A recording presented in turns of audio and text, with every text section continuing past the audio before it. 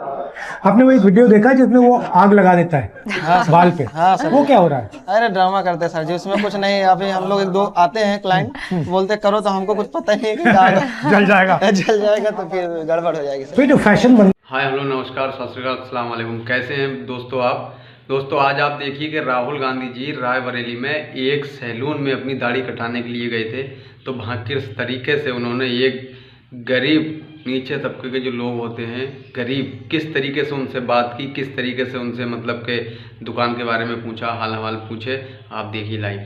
कितने लोग में बाल काटते हैं दिन में? राहुल गांधी जी का सैलून वाला वीडियो बहुत वायरल है जी। रायबरेली के अंदर जिस दुकान में राहुल गांधी जी ने दाढ़ी कटवाई थी, तो वो जो नाई भैया थे उन्होंने क्या कहा, चलिए सुनते हैं।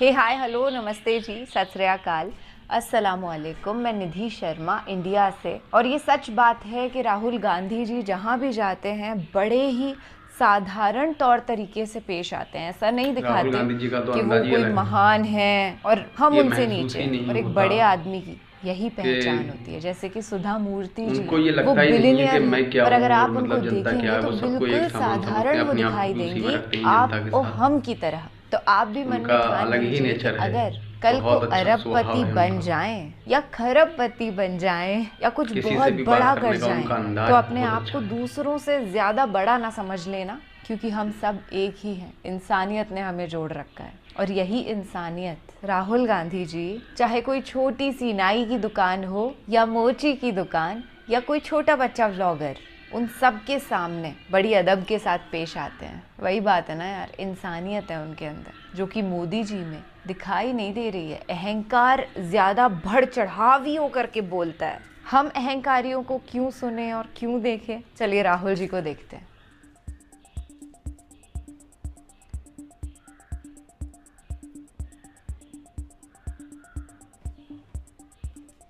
Okay, he's so simple.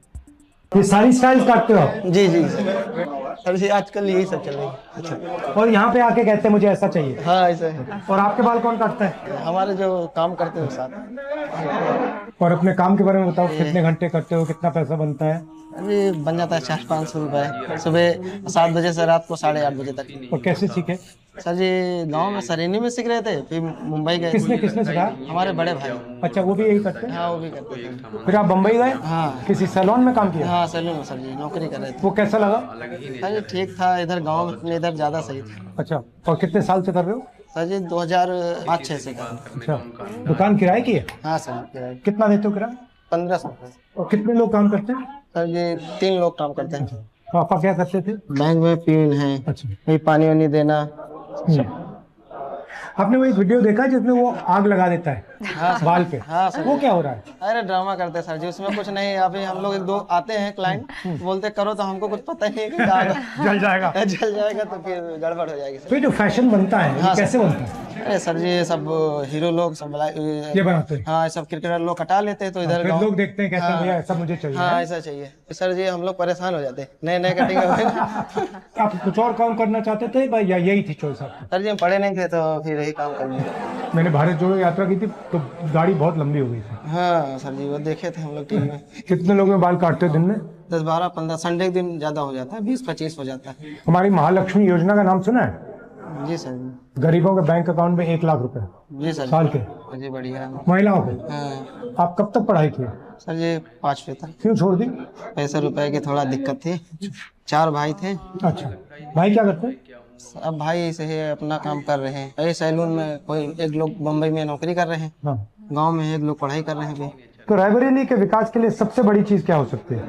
हाँ रोजगार सर जी, और कुछ नहीं। ये जो अग्निवीर वाला ये सब। अग्निवीर बंद होना चाहिए। हाँ सर जी। अग्निवीर को तो बंद कर रहे हैं हम, अगर हमारी सरकार आएगी तो उसको तो खत्म कर देंगे। बच्चे लोग मेहनत करते सर जी। और आप 2 तरीके के शहीद बना रहे हो, एक अग्निवीर, एक दूसरा। युवा अग्निवीर के काफी खिलाफ है ना? सर जी। यूपी और बम्बई में आपको क्या फर्क लगा? इधर पैसा कम थे, इधर चले गए थे। अच्छी लगी बम्बई? अभी तो नहीं सर जी, पहले तो अच्छी लग रही थी। अरे उधर सर जी 10-12 हजार मिलता था, और खाने पीने।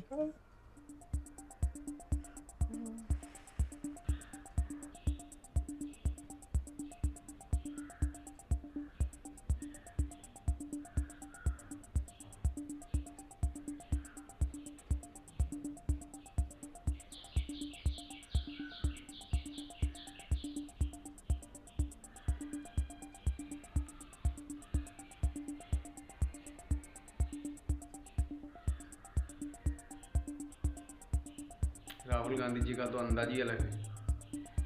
ये महसूस ही नहीं होता कि राहुल गांधी रायबरेली नहीं है कि मैं सोमवार को क्या पहुंचे हूँ, और यहाँ पर सबको 4 एक जनसभाओं को अपनी संबोधित अपनी किया। उसी में रखते हैं। नामांकन के बाद हालांकि राहुल गांधी कल पहली बार पहुंचे थे अलग ही नेचर है। और बहुत उसके बाद बहुत कई जनसभाओं को संबोधित करने के बाद जब ऊंचाहार के लिए निकले तो लालगंज कस्बे में ही एक मुंबा देवी हेयर ड्रेसर की दुकान है। आप देख सकते हैं, ये हम इस समय वहीं पे खड़े हुए हैं और यहाँ पर अचानक उनका काफिला रुका।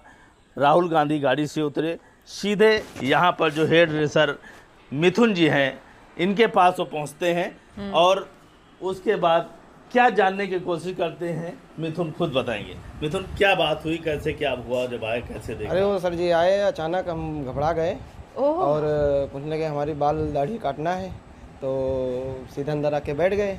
तो हम तो एकदम अचंभव हो गए। हमने बोला इतने बड़े आदमी कैसे आए, छोटी मोटी दुकान है। तो पूछने लगे कि कैसा आप करते हो, कहाँ पे सीखे हो। हमने बोला हम तो सरेनी के रहने वाले हैं, सरेनी में अपना 2006 में सीखे, फिर मुंबई चले गए 8 में और मुंबई में कम से कम नहीं तो कोरोना के टाइम तक किए, फिर उधर से अपने लालगंज में शिफ्ट हो गए, फिर इधर ही कर रहे हैं। फिर उन्होंने क्या पूछा, मुंबई और रायबरेली में? हाँ, हमसे बोले मुंबई और रायबरेली में क्या फ़र्क है। हमने बोला कि मुंबई में थोड़ा पैसा ज़्यादा था इसलिए चले गए थे। अब कहीं ना अभी अब रायबरेली में मुंबई में मतलब कैसा क्या है, हम अच्छा लग रहा है कैसा। हमने बोला कि नहीं, इधर ही अपने लालगंज में अच्छा है। हाँ, रायबरेली। और क्या पूछा? और पूछे कि ट्रिमर वगैरह कौन से यूज करते हो। हमने बोला ट्रिमर अपना जो है यही है, कहीं कि आप मेरी दाढ़ी काटना है, कितने नंबर है। हमने बोला 4-5 नंबर है दाढ़ी आपकी। बोले कि कितने में रखोगे अच्छी लगेगी। हमने बोला आपकी दाढ़ी गजिन है, 1 नंबर करा दो। फिर 1 नंबर करा दिए, फिर बाल दाढ़ी बनाए। फिर क्रीम लगाने लगे, उनके जो क्रीम लगाने लगे उनके आदमी बोले कि क्रीम मत लगाओ। हमने वो बोले नहीं आप लगाओ, जो आपके पास है सब लगाओ। और फिर उसके बाद फिर क्या पूछा? उसके बाद बस यही धीरे क्या पूछा? हाँ, वही पूछने के रायबरेली में भी किसका मतलब कैसे क्या धीरे से पूछने लगे। हमने बोला सब कांग्रेसी है, कांग्रेसी है। अच्छा, हम लोग भी लाइक करते हैं बचपन से। फिर उसके बाद जब जान लगे क्या दिया कैसे? अरे फिर वही पहले क्या पूछा आपसे क्या पूछा, कितना पैसा क्या? पैसे कुछ नहीं पूछे, लेकिन हमारा जो 30 रुपये हेयर कट है और 20 रुपये दाढ़ी है, लेकिन वो 500 रुपये देके गए। अच्छा, हाँ। और क्या कहा राहुल गांधी? और बोले बस मेहनत करते। हमने बोला अग्निवीर के लिए हमने बोला है कि हमें क्या, हमारा तो ऐसे भी चलता रहेगा, लेकिन जो बच्चे लोग दौड़ रहे हैं उनका अग्निवीर वाला जो 50 एकदम परमानेंट करा दो। तो क्या कहा राहुल? बोले इसको हम निकाल के फेंक देंगे। हाँ, कहीं बहुत जल्द हम अग्निवीर इसको हटा देंगे। अच्छा, अचानक राहुल जी पहुंचे तो कैसे एकदम से क्या समझ में आया? अरे सर, हम तो एकदम डर गए। हमने बोला इतनी छोटी सी दुकान में कैसे आ गए भाई। हम लोग अचंभो, हमारे कारीगर तो भी वो बोले अरे सर ऐसा कैसा हो गया। सब लोग एकदम अचंभो हो गए। तो अरे हमारे बहुत सौभाग्य बात है, इतनी छोटी दुकान में आए, हमें बहुत खुशी है। हमने अपने ज़िंदगी में कभी सोचा नहीं था कि राहुल सर इतनी छोटी दुकान में आएंगे। तो अब आपको कितनी एनर्जी मिली, रात में कैसी नींद आई? अरे सर, रात में क्या, रात भर सोए नहीं। 3 बजे तक फ़ोन ही आते रहे। सब दोस्त वगैरह जो क्लाइंट बाल कटाने आते सब बोले ऐसा आपका वायरल हो गया। हमने बोला कि हमें तो कुछ पता ही नहीं। जब खुशी खूब थी। हाँ, बहुत खुशी थी। तो ये थे मिथुन जी, हेयर ड्रेसर, जिनके पास राहुल गांधी ने अपनी सेविंग कराई। हालांकि राहुल गांधी का मकसद क्या था ये आप समझ चुके होंगे, लेकिन मिथुन भी अपने बीच राहुल गांधी को पाकर काफ़ी खुश नज़र आए और अभी भी मिथुन के जानने वालों का फ़ोन बराबर आ रहा है।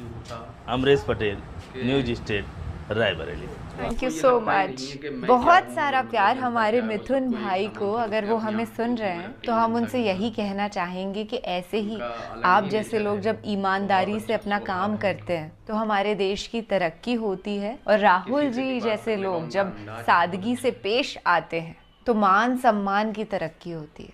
एक बड़ी लोकप्रिय कहावत है कि इज्जत वही इंसान कर सकता है जिसके पास इज्जत होती है। अब जिसके पास नहीं है वो दूसरे को देगा कैसे। जैसे आपने कुछ वीडियोस देखे होंगे मोदी जी के, जिसमें वो मिसबिहेव कर रहे हैं जो गार्ड्स हैं उनसे।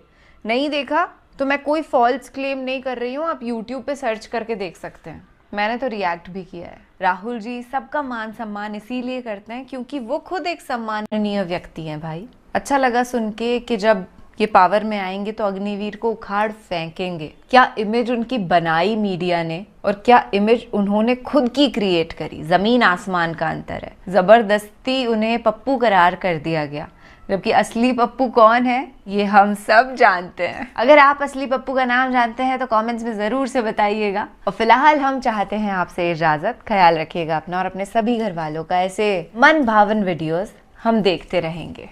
राम राम, दुआ सलाम, जय हिंद।